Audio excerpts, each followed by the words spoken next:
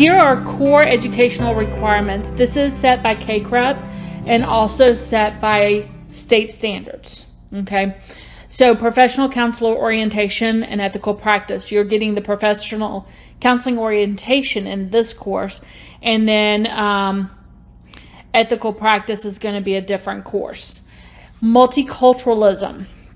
We do want to separate that out, even though every course has a level of multiculturalism in it. We want to separate that out because it's important to notice the differences. And we're not talking about just gender or sexual orientation or gender identification. We are talking about religious differences, socioeconomic differences. So I think sometimes we pigeonhole these words like multiculturalism, or even like what I was talking about earlier, the addictions, to one or two things when it's really a huge amount of stuff that makes up what a person is. And even within your own culture, I mean, think about your own culture and the differences that are within that culture. So for me, I am Caucasian, and so within the Caucasian culture, there's a lot of differences: spiritual, ethnicity. There could be Irish American, or I'm trying to think. I drew a blank. People who are from Germany, and they're German Americans, but we all fit in this Caucasian box, if you will. And so it's understanding that those differences. I like to joke around. I'm Scottish, Irish, English, and German, and according to one of my grandfathers, might be some Indian. So I'm kind of like your mutt, if you will. I kind of meet all different groups, but we have to understand the value of multiculturalism and respecting people for where they come from and their background.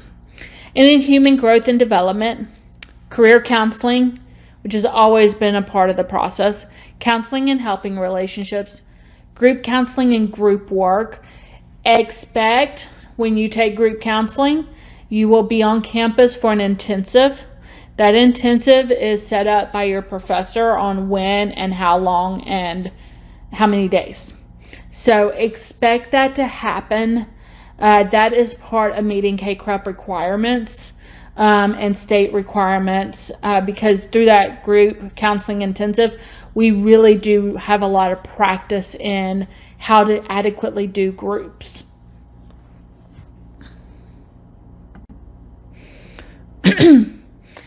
And then you have assessment and testing, research and program evaluation.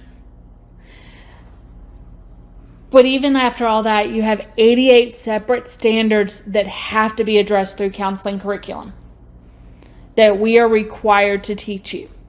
And each of these 88 separate standards are found within these different courses. So understand how much material you're fixing to be taking in. And yes, you want the good grades because you want the 3.0 or higher so that you can be in clinicals. But at the same time, you want the knowledge, because if you have the knowledge and you can apply the knowledge. I know of a lot of people who have really good book knowledge, but whenever it comes to application, that's where they struggle. So you want to be able to have the book knowledge plus be able to apply it. And that's a balance. So just know that this is the direction of your course. And then you have required clinical practice, practicum, and internships. So some of our courses have a practicum and internship 1. The majority of our courses have practicum, internship 1, and internship 2. Each course has different guidelines and requirements that are set. These are set by state standards. So MFTs have a certain level of hours that they have to get direct, but a certain level of hours they have to get direct with couples or families. Whereas your CMHC degree has just the direct hours. Okay. And your school counselor, for those school counselors that might be taking this course. You have the TEA determined hours that you have to get during these courses. Practicum and internship, we're fixing to get into in more detail because this leads to a lot of questions. Okay, so for practicum and internship, your first step is to locate a site. Y'all, I will be honest with you, begin when you're at least 2 courses out from beginning the practicum. It takes time. You want to interview your site just as much as you're getting interviewed. You have to feel comfortable with your site supervisor. If you don't, if there's some kind of feeling that you get when you're talking with them, then that's probably not the best site for you. So locate the site. Our clinical coordinator will have a list of sites that they recommend from, but and it's an exhaustive list. It's the entire state of Texas list, so it's exhaustive. But you can use it. So you want to locate a site. When you're locating a site and site supervisor, you want to make sure your site supervisor has at least 2 years of full licensure experience. Okay? They do not have to be an LPC supervisor at this point. Now, I will tell you the plus of getting an LPC supervisor is that if you do really well at your location, your site supervisor likes you, you like your site supervisor, then chances are your site supervisor is going to offer you a job. Okay? And that works out really well for postgraduate hours because you have to have an LPCS or an LMFTS post-graduation. Pre-graduation, you do not have to have an LMFTS or an LPCS. Okay? I recommend, just because you know that they're trained in supervision, you know they know what they're talking about, plus if you do a really good job, you're guaranteed to continue there. I have a LPCA right now that's working for me. She's been with me since her practicum. Amazing therapist. And within 2 weeks, she had her first client by herself, which I never, ever do during practicum. But because I know my skill set as an LPCS and I know what to watch for, I could see what I needed to see that she was ready to go on her own, even though she was not real sure she was ready to go on her own. So the downside of an LPCS for a student is that most LPCSs charge. So I have a rate that I charge any student that I supervise. And I will usually, anything more than 150 a week, I don't know that I would agree to. Because you do want somebody who's got skills, but you don't want somebody who's overpricing their skills. So keep this in mind when you're looking and locating a site, okay? You want to then submit via email your resume and cover letter. Now, it is very important that you do this because you're basically applying for a job. You are working under their license, which means you basically are working for them, whether it's a lasting working relationship or not. Okay. And I say submit via email because most therapists are very hard to catch on the phone. You have a better chance of a response through email. It will take a little bit of time. I like to respond to my people within about 48 hours or less. Some people are not like that. Some people, it could be a week or two later.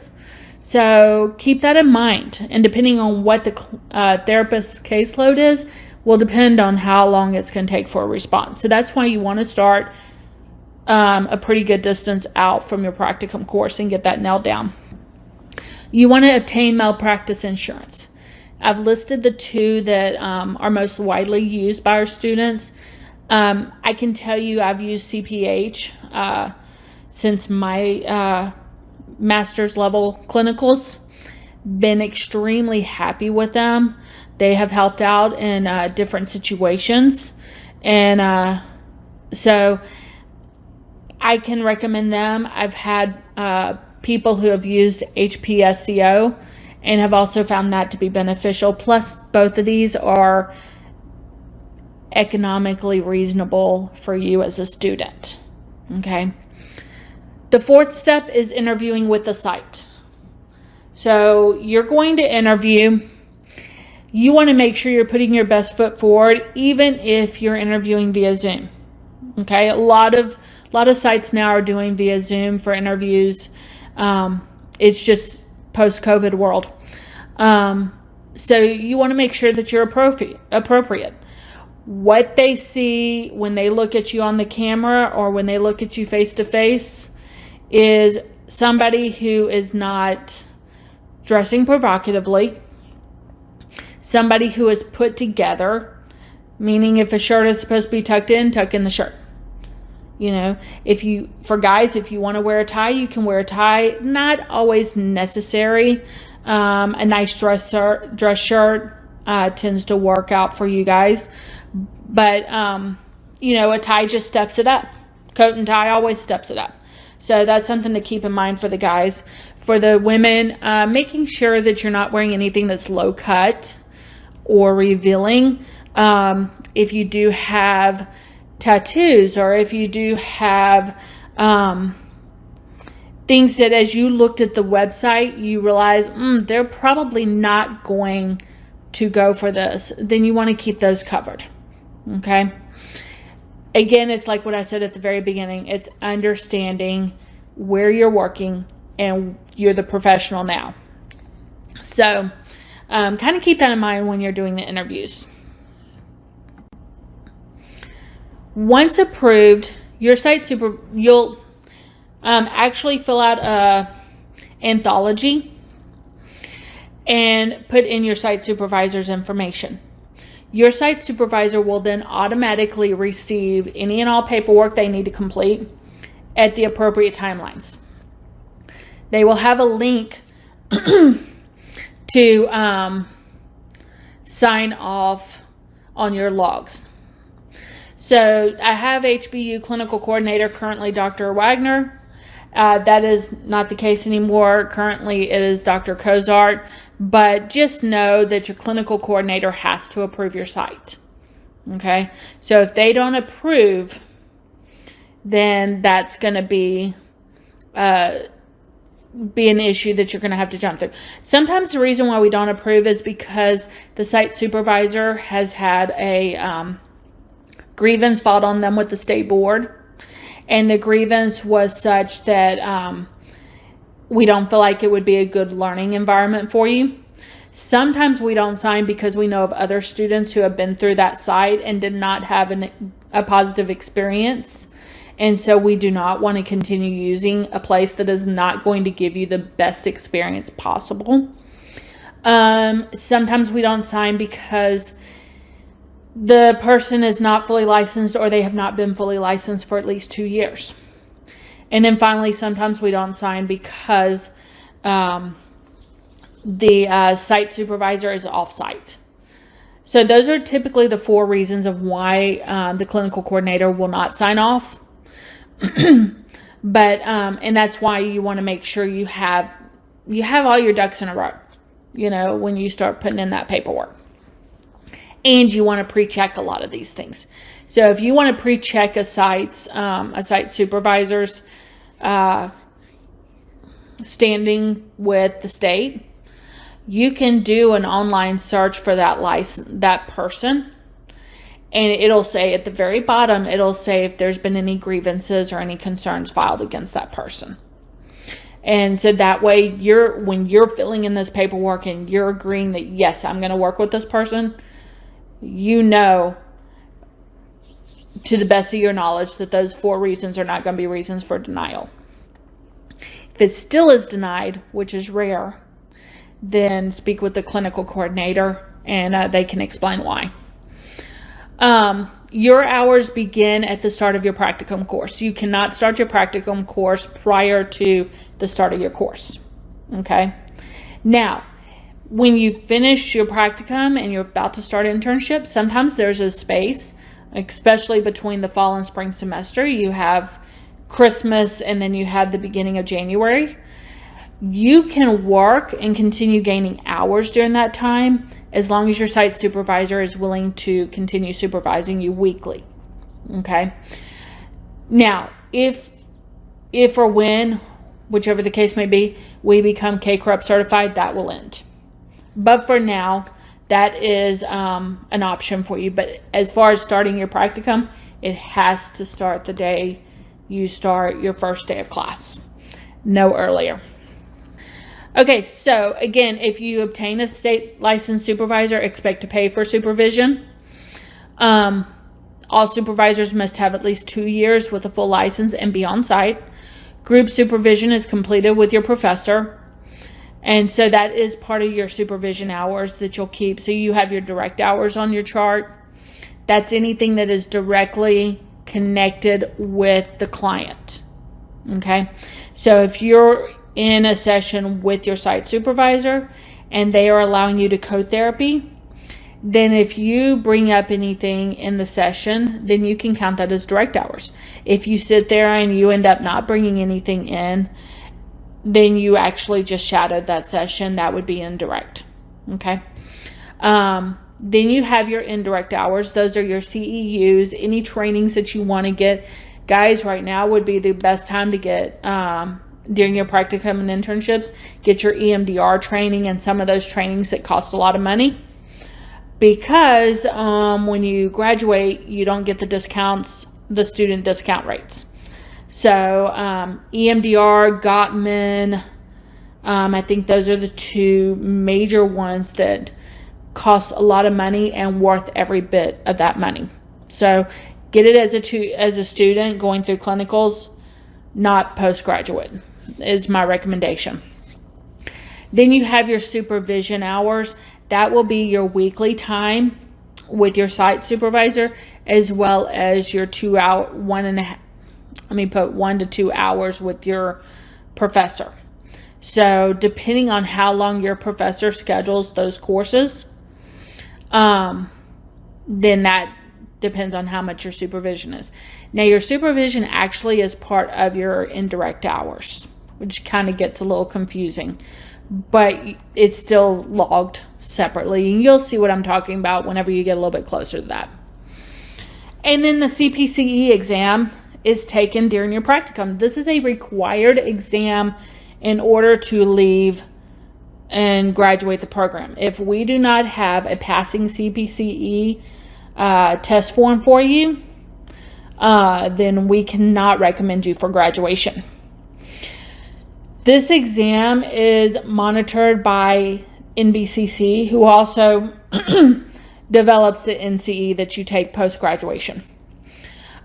So please understand that you are taking this exam, and if there's any ethical issues that happen during the exam, then it negatively costs you not only your license, but graduating with the option to get a license. So these are some things I want you to kind of keep in mind. And guys, the reason why we have to bring this up is because it takes one bad apple to ruin it for the rest of us. So with the CPCE exam, if you take that course, or if you take that exam online and do not pass, you have to wait 90 days. Okay? If you take that course in person, like at a testing site, and you do not pass, you have to wait 30 days. Okay? If you want to take it at a testing site after taking it online, you can do that, but it's still a 30-day waiting period. Okay, so keep that in mind. This is based off of those 8 core educational required courses I just went over. My suggestion, do not start your practicum until you get those 8 core courses taken care of and you've passed them successfully. And I'm talking successfully as an A, strong A, or a strong B that's almost an A. Because those courses should prepare you, if you've done well in them, for this exam. Okay? The passing rate is 79 correct answers out of 136 questions. So that's basically a 58% passing rate. So if you think about it from that standpoint, okay, all I have to do is make it 58 and I graduate, one less hurdle. You know, registration fee is $150 per test administration. Keep that in mind. If you don't have good internet, take this at a testing site. Just save yourself the trouble. Okay. So the CPCE exam, the way we have the classes set up is that at the beginning of practicum, internship 1 and internship 2, you will either have to request approval to take the CPCE exam or upload your document stating that you have completed the CPCE exam, and that's basically your score sheet, okay, that shows that you made a 79 or better. And you'll get that right after the test, whether you take it in person or online.